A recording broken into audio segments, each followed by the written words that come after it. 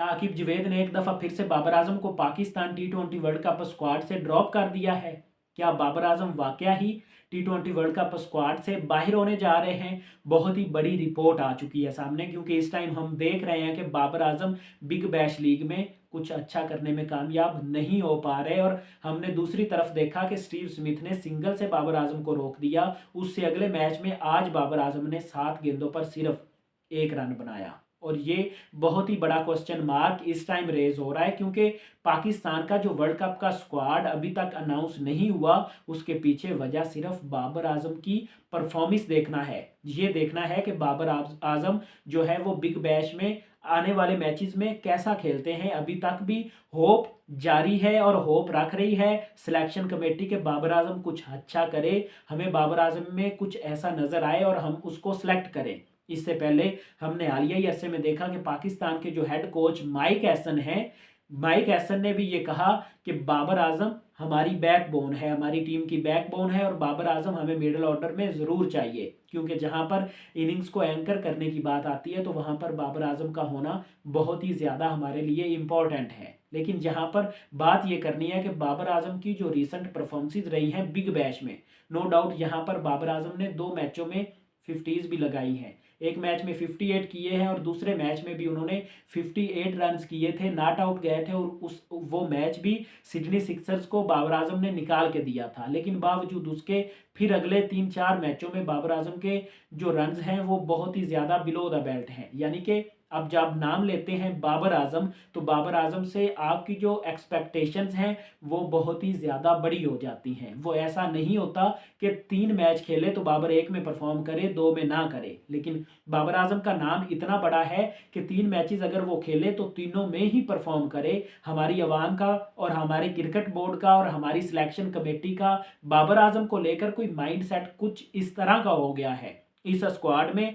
पाकिस्तान का जो world cup का स्क्वाड सिलेक्ट होना है, आप जानते हैं कि उसमें साइम अयूब सिलेक्ट होंगे, फर्स्ट प्रायोरिटी होंगे। लेकिन आप इस बात से बिल्कुल ना वाकिफ होंगे कि पाकिस्तान की तरफ से खेलते हुए पिछले 22 टी20 आईज मैचों में साइम अयूब की एक भी 50 नहीं है। तो क्या साइम अयूब को ये एज हासिल है कि वो एक ऑलराउंडर है और हमारा yes man coach mic Hesson allrounders को पसंद करता है? क्या वजह उसकी सिलेक्शन के पीछे यही नज़र आती है आपको? ये भी एक बहुत ही बड़ा क्वेश्चन मार्क है। लेकिन जहां पर बाबर आजम की परफॉर्मेंसेस को देखने के लिए अभी तक पाकिस्तान का स्क्वाड नहीं अनाउंस किया गया, लेकिन अब जो बाबर आजम की परफॉर्मेंसेस पिछले 2 मैचों में आई है, हालांकि पिछला मैच डू और डाई था जिसमें ये कंट्रोवर्सीज भी निकल कर आई कि स्मिथ ने बाबर आजम को इंसल्ट किया है। वहां पर बाबर आजम ने 39 बॉलों पर 47 रन किए, बाबर आजम ने रन्स बनाए।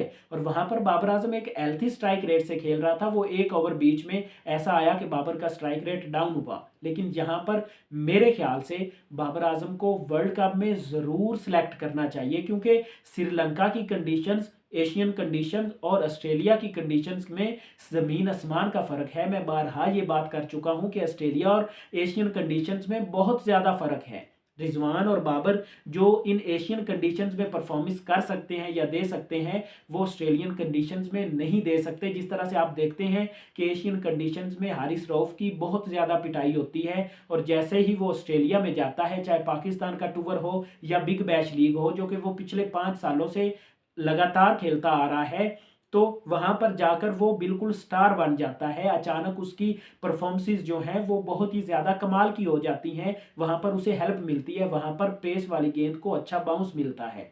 यही वजह है और यही वजह होगी एशियन कंडीशंस में बाबर और रिजवान जो हैं वो अच्छा ज़रूर खेलेंगे। मैंने आपको पहले भी बोला था कि बाबर आजम की फॉर्म नहीं गई हुई, जो वहाँ की पिचेस हैं और जिस तरह से बाबर आजम ओपनिंग करते हैं ना, वहाँ पर जो आपके टॉप ऑर्डर के बल्लेबाज होते हैं उनके रन आना थोड़े से मुश्किल होते हैं। इसलिए आपको बाबर आजम के लिए रीथिंकिंग करनी चाहिए, उसे स्क्वाड का हिस्सा होना चाहिए और इस टाइम तक बाबर स्क्वाड का हिस्सा हैं भी। और ऐलान जल्द से जल्द किया जाएगा, क्योंकि इस टाइम हमने देखा है कि माइक हैसन मुख्तलिफ तरह की सैर कर रहे हैं पाकिस्तान में। मुख्तलिफ मुकामात पर जाकर हमने देखा कि बादशाही मस्जिद में भी वो हमने उसकी पिक्स देखी, वो अपनी फैमिली भी इस टाइम पाकिस्तान में लेकर आया हुआ है, लेकिन वो वेकेशन पर है। वो जैसे ही वापस आएगा तो सलमान अली आगा और माइक हैसन बैठकर पाकिस्तान के स्क्वाड का 15 रुकनी स्क्वाड का ऐलान करेंगे, सेलेक्ट करेंगे। अब ये देखना है कि बाबर आजम का नाम आता है या नहीं। आपको क्या लगता है कि आना चाहिए